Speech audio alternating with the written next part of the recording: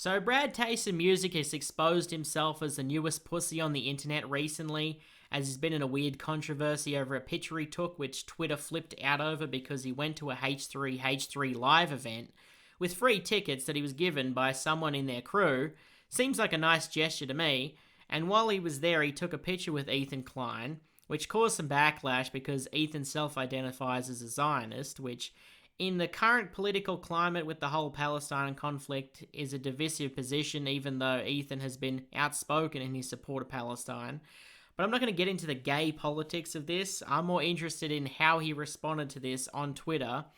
Remember that this was all over a picture. So at first he said it wasn't a big deal that he took a picture with Ethan, perfectly reasonable position to take, but then he switched up and apologized for it, saying that hanging around Ethan, a guy he just met and seems to have gotten along with, was a questionable decision. If you thought it was questionable before, you wouldn't be smiling and having fun while you were there. And then Ethan Klein responded back to him explaining his position on the whole conflict, which I don't think he needed to do. I actually don't think Ethan's position on the Palestine conflict are relevant in this situation, or at least they're not to me. What he should be upset or maybe concerned about is this is someone he just met and was fine with, and he's already throwing him under the bus. The important thing here is the conviction of this guy. Everybody I've seen talk about this points out how spineless it is to do this, but I think it goes a little further than that. If this is how you treat people, you do complete 180s the second you get criticized for being around them when you were otherwise fine with them, then you're a snake and you can't be trusted. It's fine to apologize if you think you need to, but two things you need to keep in mind if you have to constantly apologize for every little thing that you do. You were either right to apologize for those things, but that would make you an irresponsible person and you need to change your behavior, because you can't trust someone like that who constantly makes bad decisions, especially ones that they themselves feel are morally reprehensible. If you didn't do those things, you wouldn't have to apologize for them. The other option is more likely, and that is that you're insincere to begin with, which is dishonest. In either case, you're not a trustworthy person and you can't expect anyone to ever want to associate with you.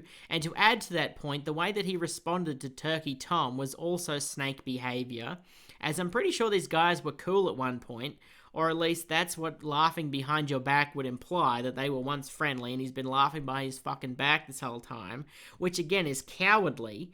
I saw a comment that said that Tom actually helped little Bradley at one point with his channel, but I don't know if that's true. But if it is, then that would make this even crazier to throw that back into someone's face. Do you really want to associate with someone who talks shit behind other people's back but is never direct with them? I know people don't like drama channels, but those people are at least being somewhat direct with their criticism. Obviously they're not in person, but they're not talking shit behind people's back. If you can't say shit at least publicly, or better yet if you know them, say it to their face, then you shouldn't be talking about them at all. This whole thing I find ironic because this guy does critiques of music, and I'm sure he also doesn't like it when artists lash out at critics, yet this is how he responds when he's faced with the smallest bit of criticism, and his behaviour is more pathetic than any song you could ever record. So this small bit of criticism he's gotten, I think is way more valid than any review he's ever done.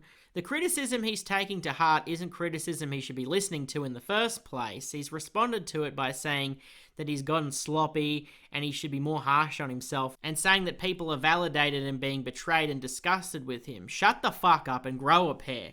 What the fuck has happened to people? I don't want to infer anything about this guy, but you have to be careful around people with this kind of behaviour, as they can be dangerous. I don't think he's necessarily one of these people, but I wouldn't blame anyone who was skeptical of anyone like this, because I've met people who are like this, who attempt to manipulate others using this kind of strategy. And of course I don't want to get too much into politics because it's fucking gay, but he also seems to think that he has to condemn Israel, which is fine, but then not say anything about Hamas, even though he'd be justified in being against them since they've killed members of his family, like he states.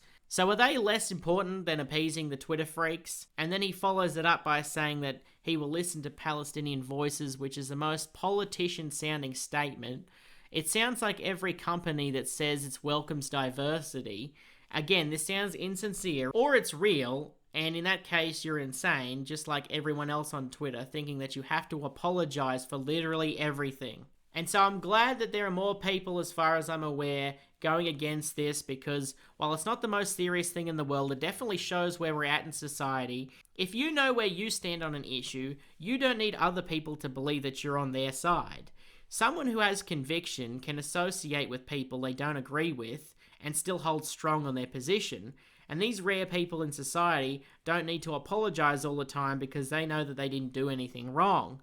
That used to be normal, or at least a thing that people would strive for, which is to break bread with people they don't agree with, but of course, the world has changed and now it's a real big issue. The criticism that they're spewing on Twitter would make sense if they were directing it at a politician or some celebrity that was hanging out with Jeffrey Epstein. But as far as I'm aware, Ethan doesn't own an island with a bunch of kids on it, and Brad tastes in music isn't Bill Clinton or Kevin Spacey.